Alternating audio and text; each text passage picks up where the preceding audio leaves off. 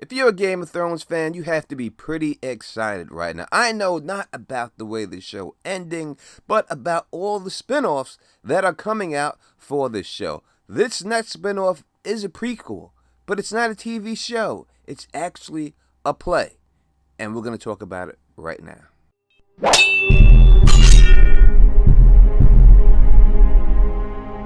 What up to all my thugs, nerds, geeks, and freaks? You're now rocking with the Don Tony Teflon. And if you can, please subscribe and click that bell so you can be notified every time I drop a new Game of Thrones video. Also, hit that thumbs up button and interact in the comment section. Let me know what you're feeling. Let's get right into it. Now, Game of Thrones has produced many spin-off concepts. It seems like we're going to have it no matter what. George R.R. Martin has signed a contract with HBO, and they're going to get a return in their investment somehow, some way. That means some of these shows are definitely going to be aired. But we're not talking about a spin-off show per se that's going to be on TV. No, we're talking about a Game of Thrones play. Yes, Broadway, people. Game of Thrones has made it to Broadway. Now, you may say, hey, I do not want to see what we just seen that last season done by some Shakespeare-type actors. Who wants to see that?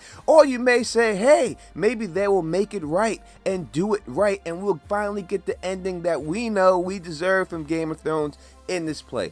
Both are wrong. It's not going to deal with anything that we see in the show, and I think this is a smart idea, and I'm going to tell you why. They're picking a specific time in Game of Thrones, and they're only focusing on that one time. One event plucked from Game of Thrones, and I think when you look at all the episodes that we've seen in Game of Thrones, when it focused on one thing, one event, those were the best episodes of Game of Thrones instead of going from here to there to here to there. Listen, they couldn't do that. It would be too many set changes. So this way, the sets stay small and it's easy to be done on a play on the stage. So I'm looking forward to it. But what is it, you may ask? All right, it is the Tourney of Harrenhal, and I think that is one of the most pivotal events that happens in all of Game of Thrones. It's what leads really to the war, to Robert's rebellion in the end. It's what sets everything off. It's what, I think it's a great one piece, and I can easily see this being done as a play. I think it's a great choice, and I'm going to tell you the reasons why.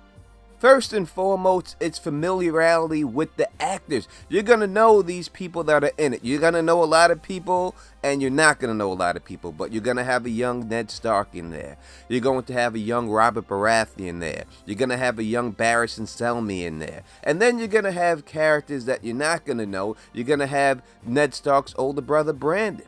You're going to have a good grasp of Rhaegar Targaryen in there. You're going to have Howland Reed in there. You're going to have young Lyanna Stark in there. You're going to have Ashura Dane in there. You're going to have all these people that you heard about, that you've seen quick clips in the show from, and that book readers really would like to see come to life. So I think you'll get a lot of book reader support, and I think you'll get a lot of TV show OnlyFans support also, that they'll be interested enough to see these characters when they were younger and to learn more about the history and the lore of Game of Thrones. So if you don't know what the Tourney of Harrenhal is, I'm going to say spoilers right now. I'm going to talk a little bit about it, but I'm not going to give it all away.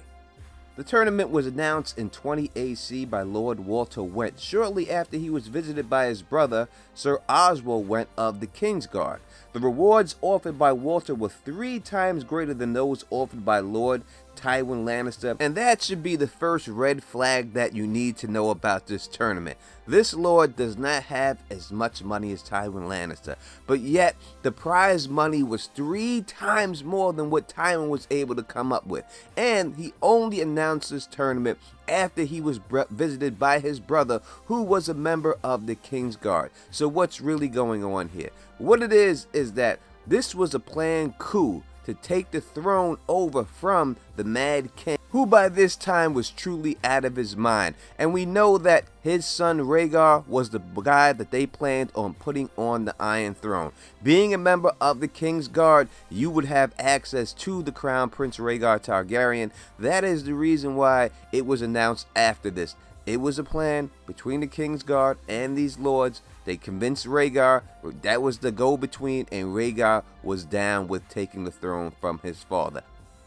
Now, due to all these top-notch gifts that were presented at this tournament, hundreds of people have challenged for the title of this tournament. And also, Walter wanted to present his massive castle and his sons. Now, his castle is Harrenhal. Harrenhal is the biggest castle in all of Westeros. Huge, but it has a curse. Anyone who owns Harrenhal dies. And I will give you a video on all the history and the backstory of Harrenhal in a later video if you want. Now, the king has never really come out of the castle at this particular time, but he receives words of some type of coup, and who is the one who gives him the word? Well, that goddamn Varys. Yes, you'll see a young version of Varys, who is the king's master whisperers. He uncovers what he believes is this plot, so the king himself out of nowhere decides to attend this tournament, putting a monkey wrench in this whole coup attempt. But that isn't really the big thing that's going on in this tournament.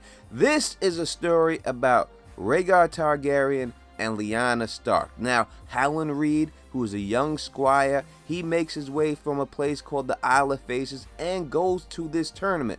While he is going to this tournament, he gets attacked by these night squires. These squires are being assholes, and they just attack Howland because Howland is really, because he's kind of small, because he's a chronic man. But while he's getting beat up, a young Lyanna Stark screams, "That's my father's man." She comes over with a stick and beats up these squires because, you know, they got that wolf blood in them Starks. Even the women can fight and are vicious. So she beats him up, but Howland Reed wants to reclaim his honor, but he cannot do it because he's so small and he's not really skilled in tournament fighting. That's not his thing.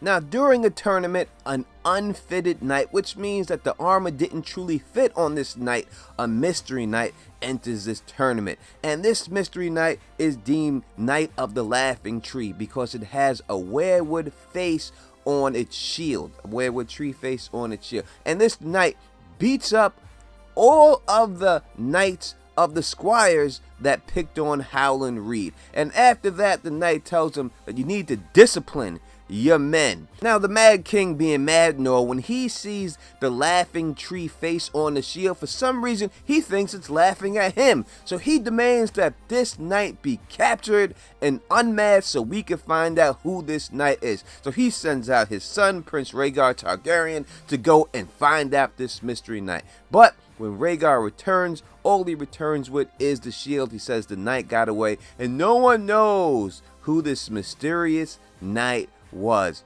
That's the story of the Laughing Tree Knight. Later on, Rhaegar wins the tournament. He unhorses everybody, but by doing this, you're allowed to crown someone the Queen of Love and Beauty. At this particular time, Rhaegar Targaryen is married. So everyone believes that he's going to give this crown to his wife. But nope, instead he gives this crown to Lyanna Stark, who at this particular time is betrothed to Robert Baratheon, who is in attendance at this particular time too. And they say that this is when all the smiles stop. This is when the biggest gaffe happened in all of Westeros when he did this. Now, winter roses are a thing of Winterfell, and they are associated now in the fandom with Lyanna Stark. A lot of people do believe that this mystery knight, this Knight of the Laughing Tree, was Lyanna Stark, and she's the one who defended the honor of Howland Reed. And when Rhaegar really did find her in her armor, taking her armor off, he was so impressed with what he saw that is when he truly fell in love with her. Now, whether they would put this next part in the play, I'm not sure. But it's after this when Lyanna and Rhaegar run away together, and Robert Baratheon and the Starks, mostly the Starks, say that Rhaegar kidnapped Lyanna.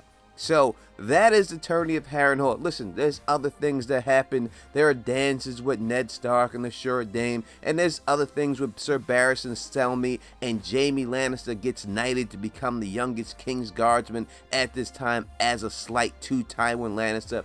I think they'll put all those things in this play, but I can't be sure about Rhaegar and Lyanna actually running away together. The number one thing I think that people would like to see in this play, as book fans, I think they would like to see, for a fact, 100% that Lyanna Stark is the Knight of the Laughing Tree. It's pretty obvious that she is. Obviously, she's defended Howland earlier. The armor did not fit this person who was the Knight of the Laughing Tree. Weirwood trees are used in the North. They worship the weirwood trees.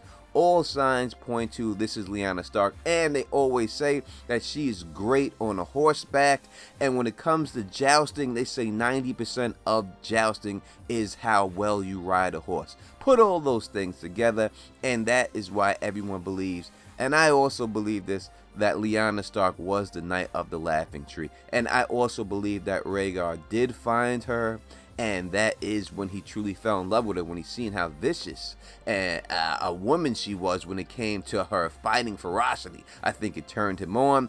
And listen, is Rhaegar a good guy? No. It's going to present it that way, but the man's a married guy, and he's considerably older than Lyanna Stark. I don't know if they'll go into that. I don't know if they'll put that into play, but that is the truth. I truly hope that this play is successful because I can see them setting up more plays. And if it is going to be in New York and it's going to be on Broadway, you know the Don Tony Teflon will be up in that piece. You know what I mean? And hey, depending on the tickets, we'll see what we can do. Maybe I'll bring somebody with me from the fandom and we'll go check this play out together and see what it is. And I will give you my review. Hopefully, the play does come off. I think it's going to. I think they picked the perfect topic, the perfect piece of history out of it for the play. But I can see them doing other things. But I want to know in the comments section from you, what other plays would you like to see from A Song of Ice and Fire, Game of Thrones? What other pieces of history would they pull out and put on the stage that you think would work? Put it in the comment section so we can have a discussion about it. Now, the story production says this in it.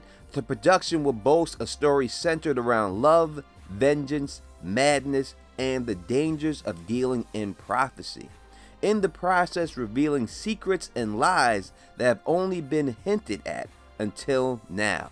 I think exactly what I told you about, what the story is going to be about, is exactly what they're talking about in this statement. Everything I said is in here.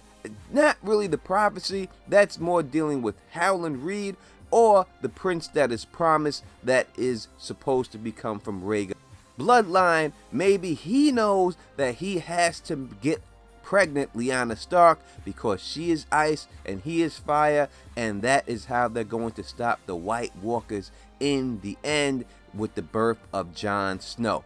Who knows? But that's what I would think it's talking about. I think it's supposed to be coming out in 2023 on the West End of Broadway. So the Don will be there when it is released. Hey, that's what I'm saying. If you want to go with me, let's figure this out. We can figure out something, maybe a giveaway, to give away a ticket to have someone come with the Don to this play. I'm not playing. We'll figure out how we could do it. But if you like the way I do this, please thumbs up this. Please spread this across the realm. And also, the most important thing is please subscribe. And until next time, you know who it is. Peace and stay sexy.